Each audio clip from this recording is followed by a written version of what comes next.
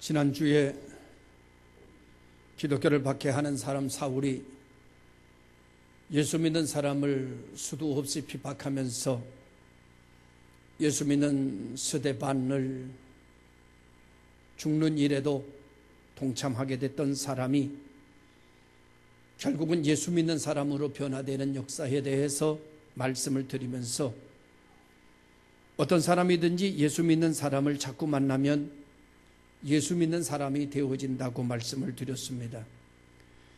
예수 믿는 사람들에게 나타나여지고 보여지게 되고 풍겨지는 것들이 일반 사람들에게는 없는 것들이 참 많이 있습니다. 그래서 그 향기가 매력적이고 그들의 삶이 매력적이기 때문에 사람들은 그 매력에 빠져버리게 되는 것이지요. 사람은 누구나 좋은 것을 싫어하는 사람은 없습니다. 그래서 그리스도인이 지니고 있는 그리스도의 향기는 누구나 다 좋아할 수 있는 것이고 빠져들 수 있는 것이기 때문에 결국 그들을 자꾸 만나게 되면 그 향기에 취하게 되고 그 향기에 취한 사람은 예수를 그리스도로 영접하게 되고 맙니다. 이것은 역사가 증명해 주는 것이기도 합니다. 하나님과의 관계가 끊어진 사람들에게는 원하지만 없고 바라지만 없고 갖고 싶지만 가져지는 것이 아니기 때문입니다. 그런데 하나님과 연결이 되고 관계가 회복이 되면 이런 것들이 나타나게 되어지는데, 이런 것들을 성경에서는 갈라디아서 5장 22절에 성령의 열매라고 하는 것으로서 우리들에게 보여주고 있습니다. 그러면서 이 성령의 열매에 대하여 이 같은 것을 금지할 법이 없다 이렇게 말하면서 모든 사람들이 다 원하는 것이고 모든 사람들이 다 좋아하는 것이다 라고 하는 말씀으로 대변한다고 해도 굳이 틀린 말은 아닐 것 같다는 생각을 갖게 합니다. 그 성령의 열매가 사랑입니다. 그 성령의 열매가 희락입니다. 화평입니다. 오래 참음입니다. 자비와 양선입니다. 충성과 온유와 절제입니다. 성령의 열매로서의 위의 열매는 세상의 사람들의 열매도 이와 같은 것이 있습니다. 그런데 세상의 사랑은 할 수 있는데 하는 겁니다. 세상의 오래 참음은 참을 수 있을 때 참는 겁니다. 세상의 화평은 화평할 수 있을 때 화평하는 것입니다. 그러나 성령의 열매로서의 사랑은 사랑할 수 없는데 사랑하는 겁니다. 용서할 수 없는데 용서하는 겁니다. 도저히 참을 수 없는데 참을 수 있는 겁니다. 그렇기 때문에 세상에서 이야기하는 성령의 9가지 열매의 형상과 같은 것들과 성령의 열매로서의 형상은 전혀 다른 것이라고 볼 수 있습니다. 정리해서 말씀을 드리면 세상의 사랑은 찰나적이고 순간적인 것이라고 한다면 성령의 열매로서의 사랑은 영원성을 지니고 있는 사랑이라고 말씀을 드릴 수 있습니다. 세상의 것의 참음은 순간적이고 찰나적인 참음이라고 한다면 기독교의 오래 참음이라고 하는 것은 영원성을 지닌 참음과 인내라고 말씀을 드릴 수가 있기 때문입니다. 그러므로 세상에는 이런 것이 없습니다. 예수 그리스도 안에만 영원성을 지니고 있기 때문에 그리스도인의 사랑이 빛을 발하게 되는 것입니다. 그러므로 그리스도의 사랑이, 기독교의 사랑이 바로 사람들에게 향기가 되어지게 되는 것이고, 그 사랑의 모습을 보고 사람들은 또 그리스도인이 되고 싶어지는 것입니다. 그래서 오늘날 세계 각국에 많은 그리스도인으로 번져가게 되는 것이라고 말씀을 드릴 수 있습니다. 사도행전 12장에 보면 아브라함의 이야기가 나오고 이 아브라함의 이야기를 로마서 4장 18절에 인용해서 말씀하고 있습니다. 이 아브라함의 이야기 중에 딱 잘라서 오늘 설교에 맞는 말씀을 전한다면 아브라함의 믿음은 바랄 수 있는 중에 바란 믿음이 아니라 바랄 수 없는 중에 바란 믿음이라고 정리해 주고 있습니다. 그렇습니다. 기독교의 믿음은 바랄 수 있는 중에 바라는 거, 사랑할 수 있는 중에 사랑하는 거, 기댈 수 있는 중에 기대는 건 누구나 할 수 있는 일입니다.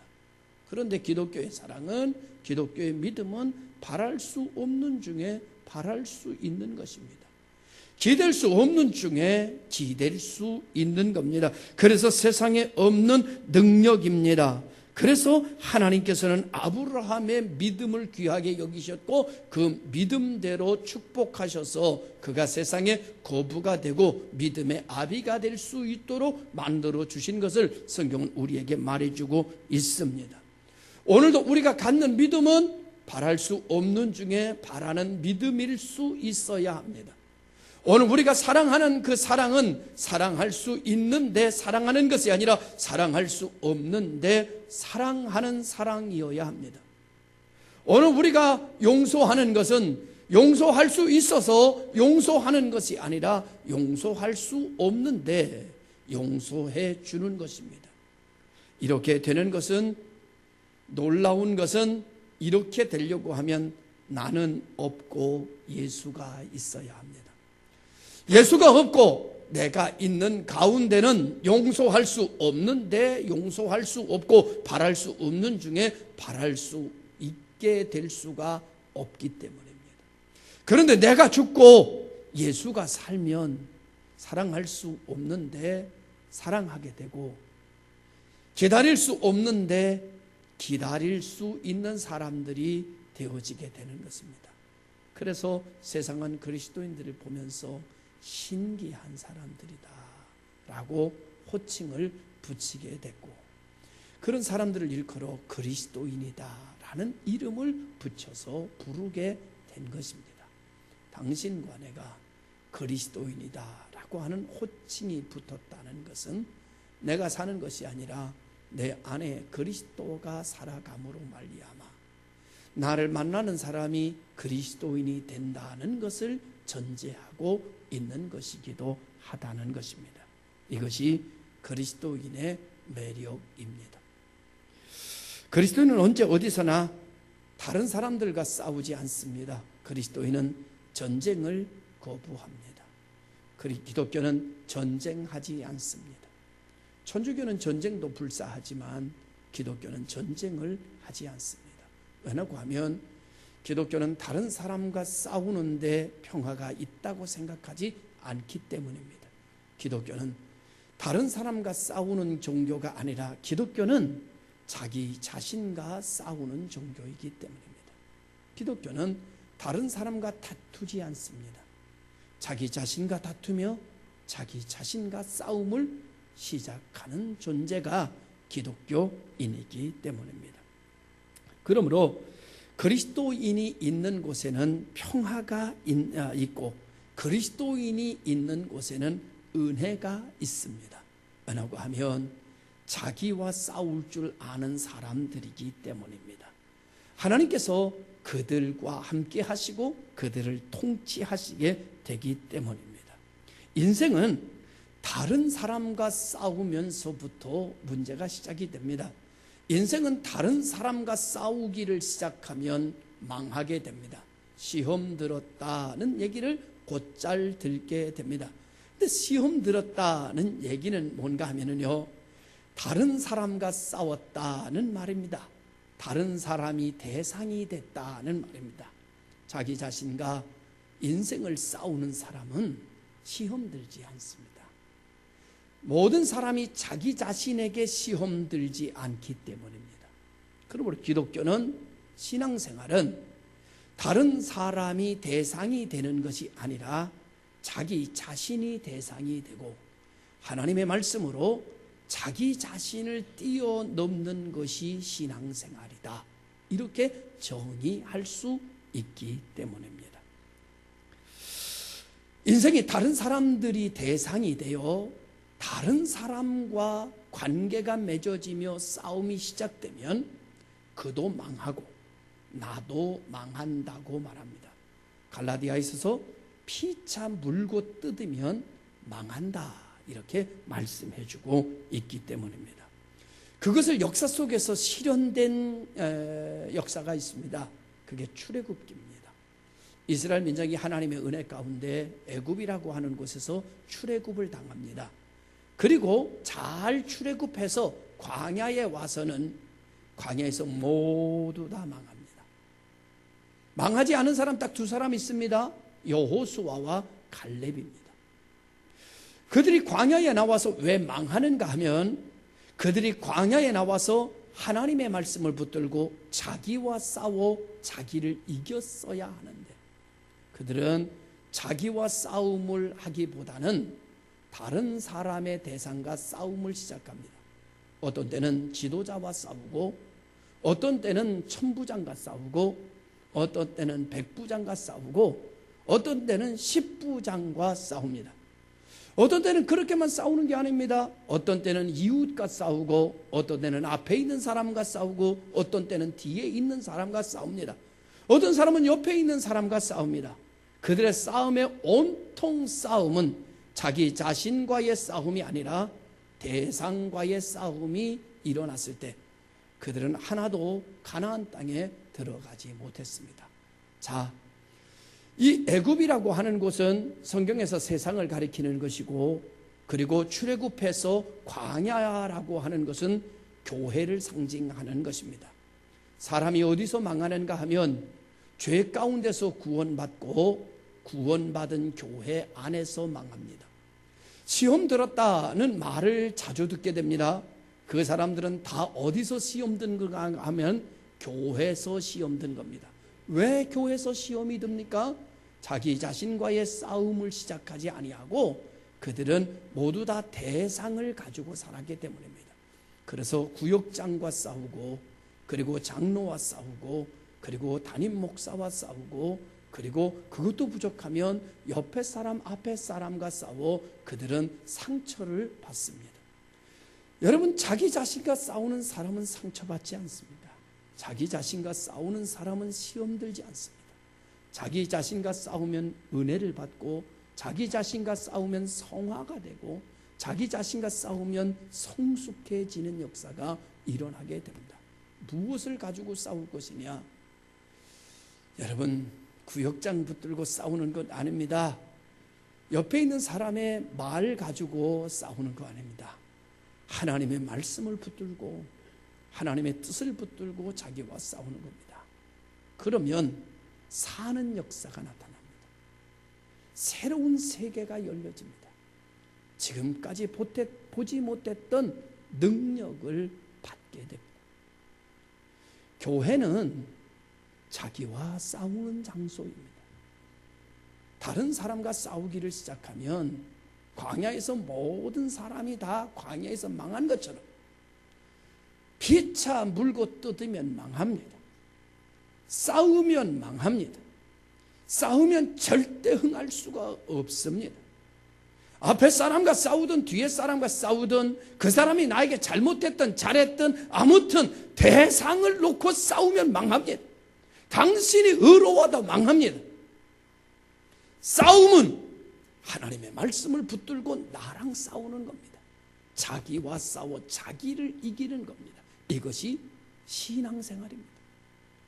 요즘에 한국교회가 모두 다 힘들다고 말합니다. 다 망한다고 말합니다. 다 어렵다고 말합니다. 교회가 위기가 왔다고 말합니다. 왜 위기가 왔습니까? 자기와 싸우지 않고 다 대상자를 가지고 싸우기 때문입니다. 꼭 이스라엘 사람들이 광야에 나와서 하는 행동과 똑같은 행동을 한국교회가 하고 있습니다. 장로는 목사와 싸우고 목사는 장로와 싸웁니다.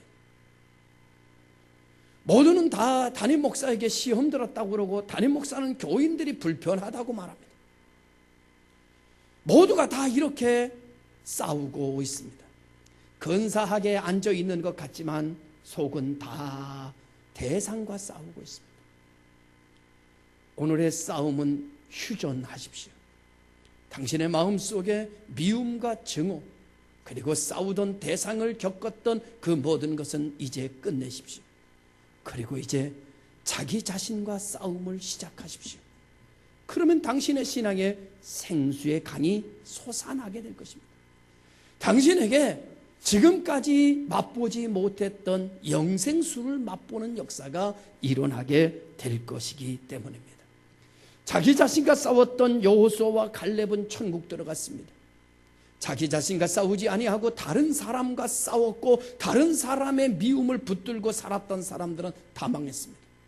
당신의 심령의 영생수가 마른 것은 당신이 다른 사람과 싸웠기 때문입니다.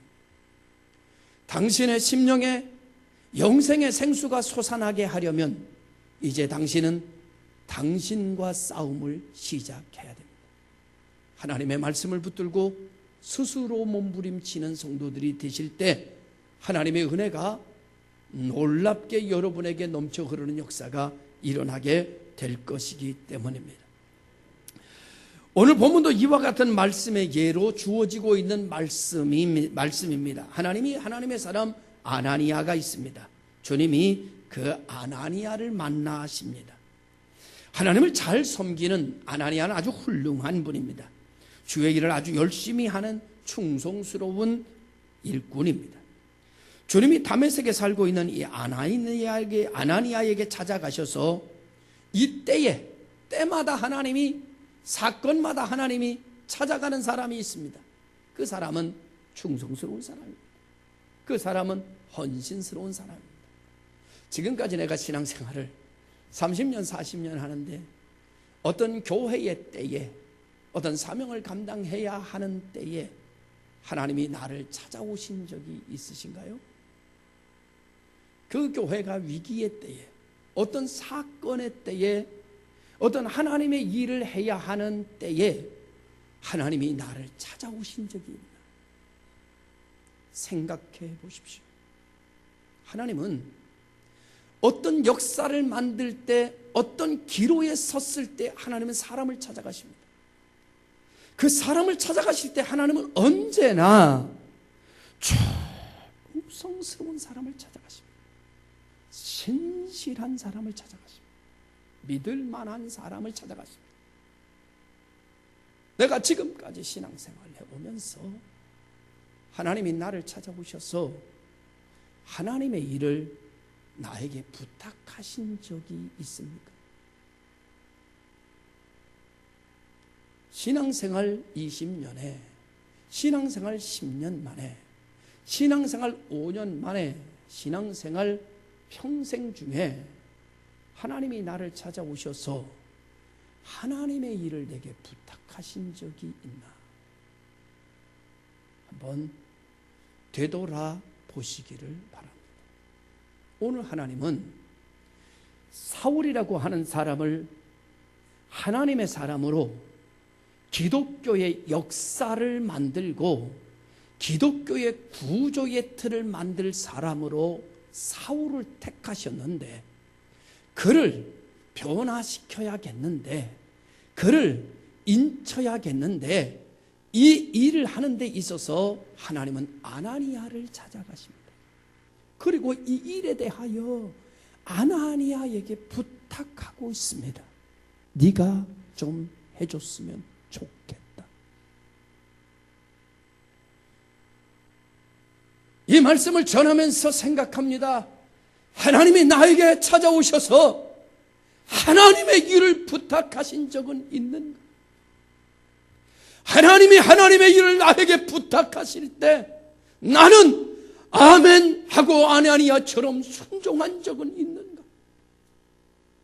내가 하나님의 사람이라면, 내가 그리스도인이라면 하나님이 나를 찾아오셔서 하나님의 일을 부탁하셔야 될 텐데 그런 일은 있는가 하는 생각을 해보게 됩니다. 이 말을 하며 저는 하나님이 저에게 찾아오셨던 많은 일들을 저는 생각합니다. 저에게 찾아오셔서 한 사람을 살리려 할 때 하나님이 저에게 찾아오셔서 저에게 잠자지 못하게 하며 기도하셨을 때가 기억납니다. 하나님 저에게 찾아오셔서 그를 찾아가라 명령하실 때를 기억합니다. 하나님은 저에게 찾아오신 적이 있었습니다. 그리고 하나님이 저에게 그 일을 맡겨주시며 이 일을 하라고 하실 때가 있습니다. 당신은 어떻습니까? 당신은 하나님의 일을 가지고 하나님이 당신에게 찾아오셔서 이 일을 네가 해줬으면 좋겠다고 말씀하신 적이 있는가? 아나니아는 하나님의 사람입니다. 신실한 사람이었습니다. 충성스러운 사람이었습니다. 그래서 하나님이 아나니아를 찾아가셨습니다. 그리고 하나님의 일을 아나니아에게 부탁하셨습니다. 사울이 있는데 그 사울을 내가 찾아가 줬으면 좋겠다. 아나니아가 이렇게 말합니다. 하나님, 제가 아나니아에 대해, 제가 사울에 대해서 알고 있습니다. 하나님이 잘못 알고 계신 겁니다. 그 사람은 예루살렘에서 예수 믿는 사람들을 핍박하던 사람이고 박해하던 사람입니다. 그 사람은 스데반이 죽을 때 그의 옷을 맡아가지고 스데반을 죽였던 사람입니다. 그는 살인자요, 그는 교회의 박해자요, 이곳에 온 것도 예수 믿는 사람을 잡아 옥에 가두려고 대제사장들에게 특권을 받아가지고 온 사람입니다. 하나님,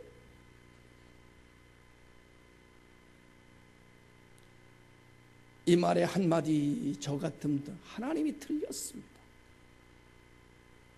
사울이라고 하는 사람은 이런 사람입니다. 내가 맞습니다. 증명된 사람입니다. 확인해 드릴 수도 있습니다. 그때 하나님이 이렇게 말합니다.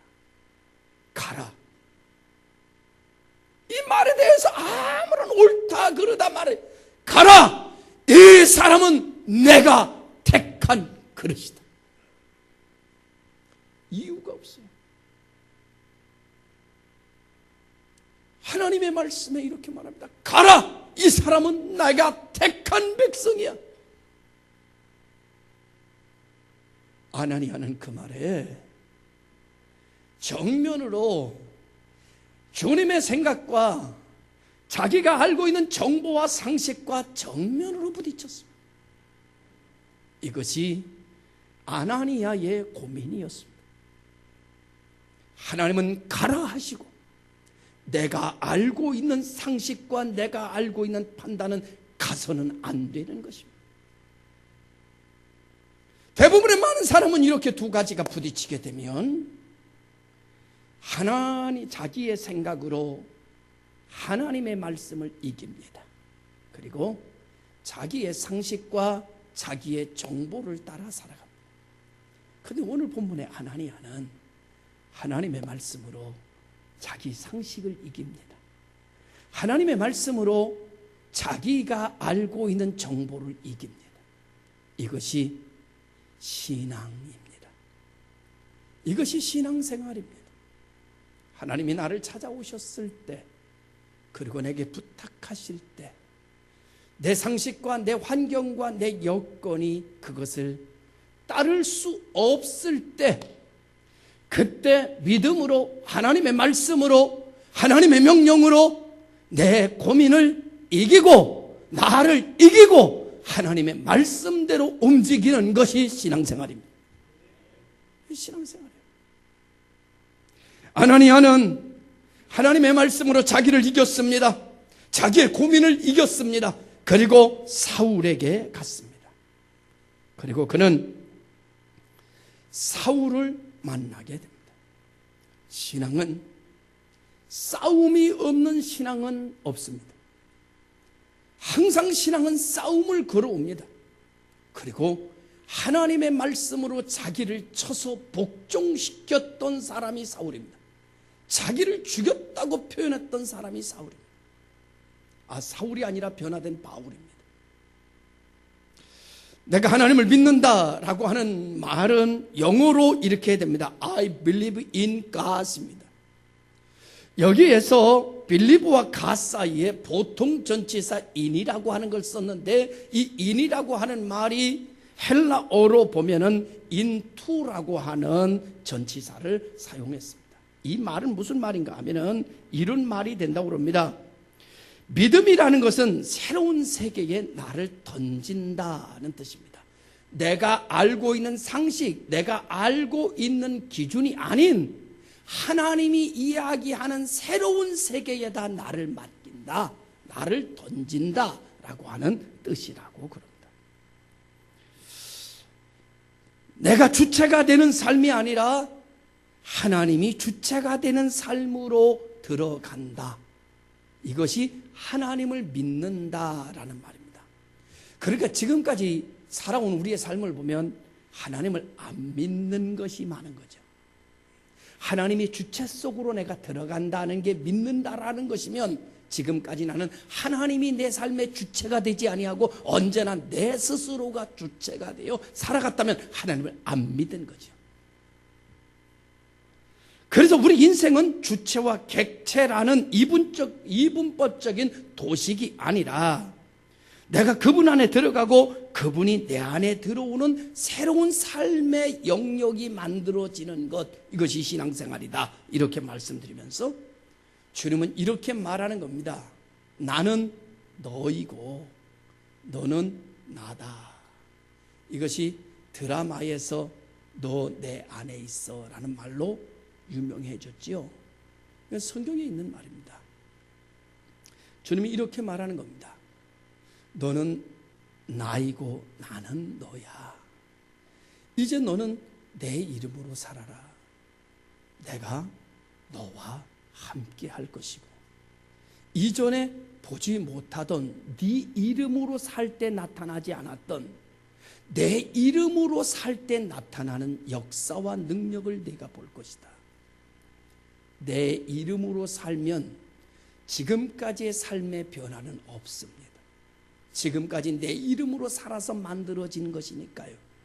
당신이 당신의 세계를 뛰어넘는 삶을 살아가려고 한다면 이제는 내 이름으로 사는 것이 아니라 예수 그리스도의 이름으로 살 때 예수 그리스도의 이름의 권능이 나타나게 되고 거기에 예수 그리스도의 능력이 지배하는 역사가 일어나게 되는 것입니다. 주님이 이것을 우리에게 허락하신 거예요.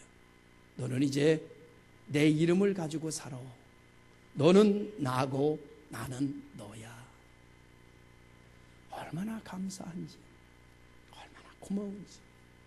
나 같은 사람에게 하나님의 이름으로 살 수 있는 특혜를 주신 겁니다. 그리고 내게 찾아오셔서 말씀하신 거죠. 나같이 부족한 사람에게 주님이 오셔서 너는 나야, 나는 너야. 내가 너로 살 테니 너는 나로 살아라. 이게 얼마나 위대한 은혜입니까? 이게 얼마나 위대한 역사입니까? 부족하고 죄 많은 나, 허물 많고 티 많은 나, 하나님이 사랑할 수 없는 나, 이 나를 주님이 가져가시겠다고 하고 의롭고 전능하신 주님의 이름으로 내가 살아갈 수 있게 하신다니, 이것을 우리는 다른 말로 표현할 수 없어 은혜라는 말로 표현합니다. 이제 당신은 연약하지 않습니다. 이제 당신은 할 수 없지 않습니다. 이제 당신은 할 수 있는 사람이 되었고 하면 되는 사람이 되었습니다. 이전에 나는 할 수 없는 사람이었지만, 이전에 나는 해도 안 되는 사람이었지만, 이제 나는 하면 되는 사람이고, 이제 나는 할 수 있는 사람이 된 것을 믿으시기를 주님의 이름으로 축원합니다. 그 이유는 주가 나이고 내가 주이기 때문입니다. 할렐루야. 그래서 성경은 이렇게 말합니다. 하나님의 말씀대로 순종하는 자에게 하나님의 역사가 나타난다고 말하는 것입니다. 신앙은 신앙이면 안 되고 신앙 생활이어야 합니다. 신앙 생활이 되어야 씨가 뿌려지게 되는 것이고 그 씨가 자라서 꽃이 피고 열매가 맺어지게 되는 것입니다. 열매가 많이 맺어지면 보람이 있습니다. 든든합니다. 부자 된 것 같습니다. 그런데 벼를 잘라서 털었는데 말이죠, 쭉정이만 있고 열매가 없으면 허무합니다. 힘이 듭니다. 마음이 공허해지기를 시작합니다. 신앙이 공허하십니까? 믿음 생활하면서 자꾸 공허하고 신앙생활 하는데 만족이 없으십니까? 그렇다면 열매가 없기 때문입니다. 당신의 삶에 믿음의 열매, 기도의 열매, 여러분 소망의 열매가 맺혀지지 않았기 때문에 당신 신앙생활이 허무한 것입니다. 당신에게 열매가 없다면 당신이 신앙생활을 하지 않은 겁니다. 신앙은 가지고 있으면서 나가서 살 때는 당신 마음대로 살았기 때문에 당신의 삶에 열매를 거둘 수가 없는 거죠. 열매가 없으면 공허합니다. 열매가 많으면 보람이 있습니다. 기쁨이 넘쳐나는 성도가 되게 되는 것이죠. 내가 주체가 되는 삶을 버리는 여러분 되시기를 주님의 이름으로 축원합니다.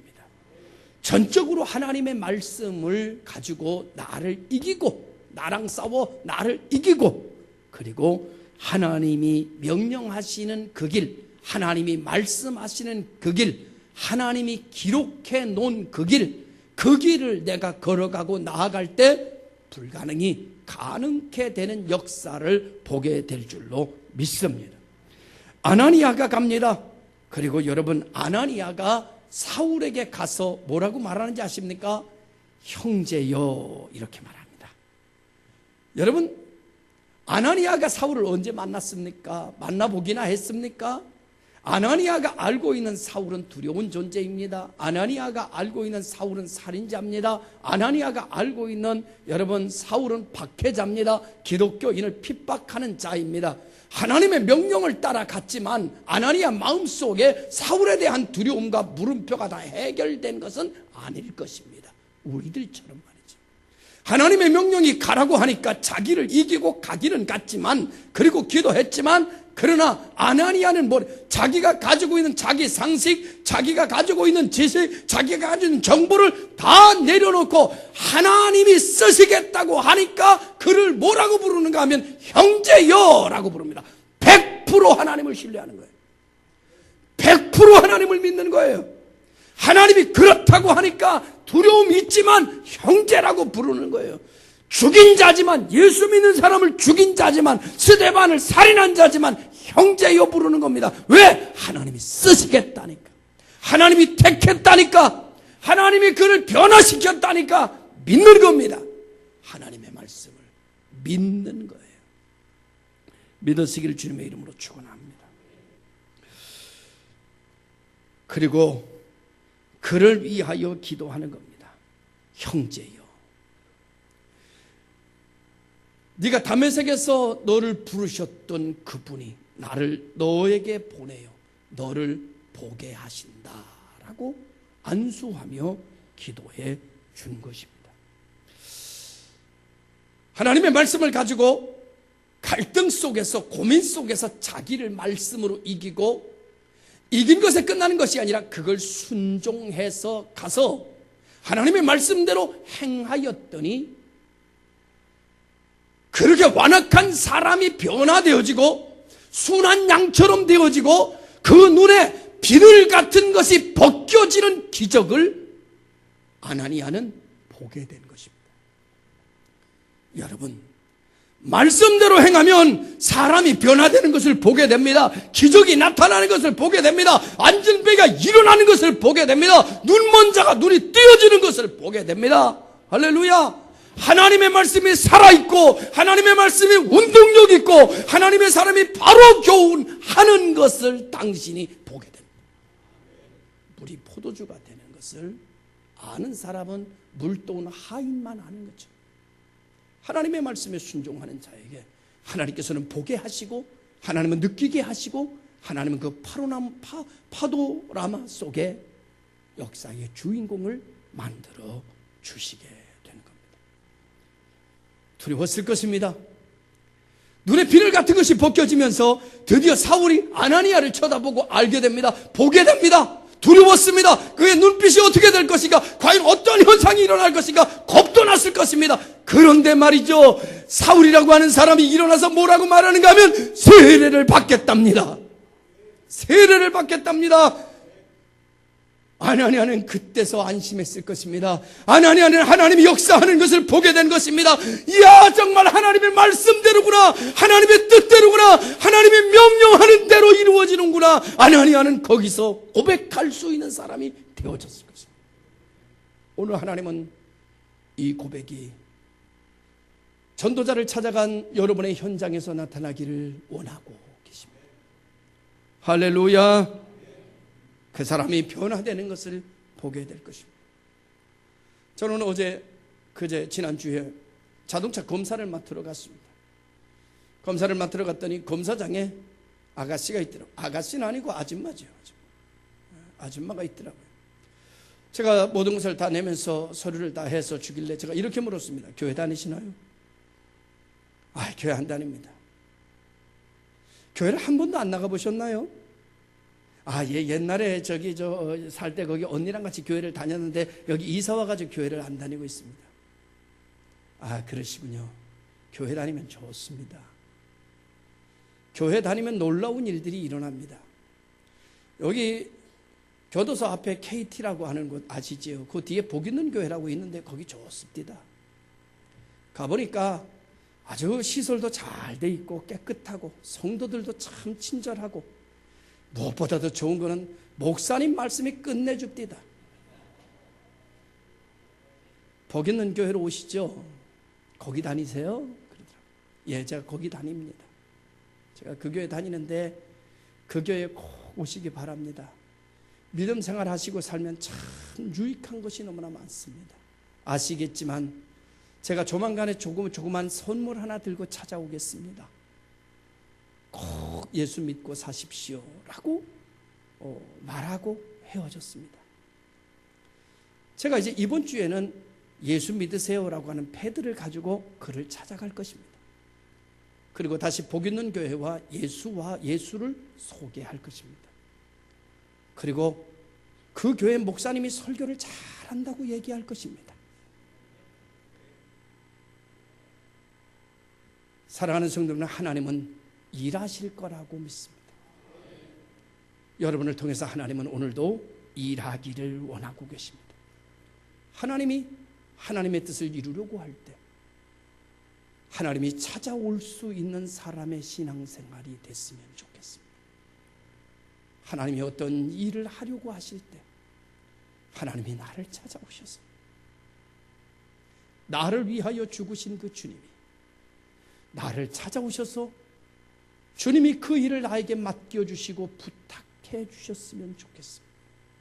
아나니아를 찾아가셨는데 하나님이 나를 찾아오시기를 바랍니다. 그의 죄의 짐을 벗겨줄 수 있는 사람은 바로 당신이기 때문입니다. 자, 이제 우리들은 4월 10일이라고 하는 이 날을 통해서 믿음의 이야기를 또 하나 만들어 갈 수 있기를 바랍니다. 여러분 결혼한 지 몇 년 되셨죠? 결혼 안 한 우리 청년들도 있군요. 여러분 결혼했다고 하면 결혼 중에 10년이 됐든 20년이 됐든 부부간의 믿음 이야기, 부부간에 만든 사랑 이야기를 할 수 있어야 되지 않을까요? 부부간에 만나서 나누었던 믿음의 이야기들이 가득한 부부간에 힘들지만 어렵지만 사랑으로 이겨냈던 사랑 이야기가 부부간에 가득 차 있을 때 그 부부는 아마도 행복한 부부라고 생각이 듭니다. 부부간에 만나서 결혼을 하면서 부부간에 만나서 10년, 20년을 살아가면서 믿음의 이야기보다는 원망의 이야기들, 그리고 아픔의 경험의 이야기들, 상처들의 이야기들만 가득 채워져 있다면 그 부부는 같이 살고 있지만 부부라고 말할 수 없을 부부일 것입니다. 그렇다면 사랑하는 성도 여러분, 우리는 지금이라도 늦지 않지 않았을까요? 지금이라도 두 사람 간에 사랑 이야기를 만들어 보지 않으시렵니까? 늙었다고 이제 끝났다고 얘기하지 말고 이제부터라도 부부간에 믿음 이야기를 만들어 보면 어떨까? 라는 생각을 하게 됩니다. 여러분, 자녀들 있으시지요? 자녀들과 지냈던, 자녀들과 행복했던, 자녀들과 만들었던 믿음과 사랑 이야기는 있으신가요? 바쁘게 사느냐고 자녀들과 만들었던 믿음과 사랑 이야기가 없는 분들이라면 지금이라도 만들어 보시죠. 지금이라도 함께 근사한 식당에 가서 웃으며 식사를 나누고 찻집에 가서 차를 마시면서 나누는 추억을, 사랑을 이제라도 만들어야 될 것입니다. 왜 기도하십니까? 왜 예수 믿으십니까? 하나님께서 우리에게 봉사하라고, 전도하라고, 선교에 참여하라고, 헌금에 참여하라고 왜 그러십니까? 하나님이 가난해서입니까? 하나님이 능력이 없어서입니까? 나는 아니라고 생각합니다. 하나님이 나와 믿음과 사랑의 이야기를 만들고 싶으신 겁니다. 봉사를 통해서, 전도를 통해서 하나님은 또 한 번 나와 사랑과 능력과 믿음의 이야기를 만들어 보고 싶으셔서 이번 4월 10일 하나님과의 나의 이야기를 한 번 더 만드는 복 있는 성도들 되시기를 주님의 이름으로 축원합니다. 기도하겠습니다. 전능하신 아버지 하나님 감사합니다. 우리를 사랑하시는 하나님 감사합니다. 아나니아를 찾아갔을 때 아나니아는 고민스러웠지만 하나님의 말씀으로 자기 고민을 이겼습니다. 오늘 우리들도 하나님의 뜻을 이루는 일에 힘들고 어렵지만 하나님의 말씀으로 나를 이기고 하나님 뜻대로 사는 자들이 되어 하나님과 믿음, 소망, 신뢰의 이야기를 다시 만들어가는 복 있는 교회 성도들 다 되게 하여 주옵소서. 예수님의 이름으로 기도드리옵나이다. 아멘.